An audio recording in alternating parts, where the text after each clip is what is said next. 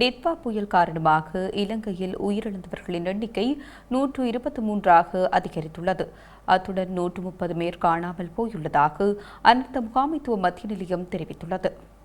டிட்வா புயல் காரணமாக 8 மாவட்டங்களில் இந்த உயிரிழப்புகள் பதிவாகியுள்ளன.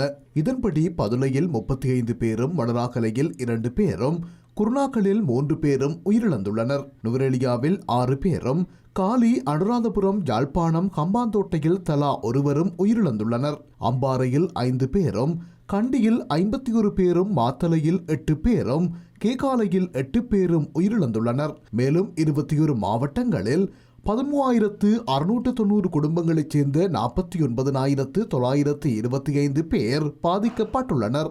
மேலும் மல்பத்து ஓயாவை அண்டிய தாண்டில பகுதிகளுக்கு விடுக்கப்பட்டிருந்த வெள்ள அபாய எச்சரிக்கை நீடிக்கப்பட்டுள்ளது. இந்த வெள்ள அபாயம் எதிர்வரும் ஞாயிற்றுக்கிழமை இரவு 9:30 மணி வரை நீடிக்கப்பட்டுள்ளதாக நீர்ப்பாசன திணைக்களம் அறிவித்துள்ளது. எனவே மல்பத்து ஓயாவுக்கு அண்டிய பகுதிகளில் வசிக்கும் மக்கள் தொடர்ந்து மிகுந்த விழிப்புடனும் பாதுகாப்பாகவும் இருக்குமாறு கூறப்பட்டுள்ளனர்.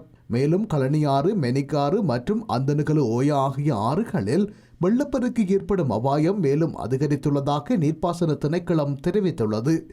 எனவே மல்பத்து ஓயாவை அண்டிய பகுதிகளில் வசிக்கும் மக்கள் தொடர்ந்து மிகுந்த விழிப்புடனும் பாதுகாப்பாகவும் இருக்குமாறு கோரப்பட்டுள்ளனர். இதேவேளை நாட்டில் தற்போது நிலவும் சீரற்ற வானிலை காரணமாக தேசிய கட்டட ஆராய்ச்சி நிறுவனத்தினால் விடுக்கப்பட்டிருந்த மண்சரிவு அபாய முன்னெச்சரிக்கை தொடர்ந்தும் நீடிக்கப்பட்டுள்ளது. இதன்படி 7 மாவட்டங்களில் உள்ள 61 பிரதேச செயலக பிரிவுகளுக்கு 3ஆம் கட்ட சிவப்பு நிற எச்சரிக்கை விடுக்கப்பட்டுள்ளது.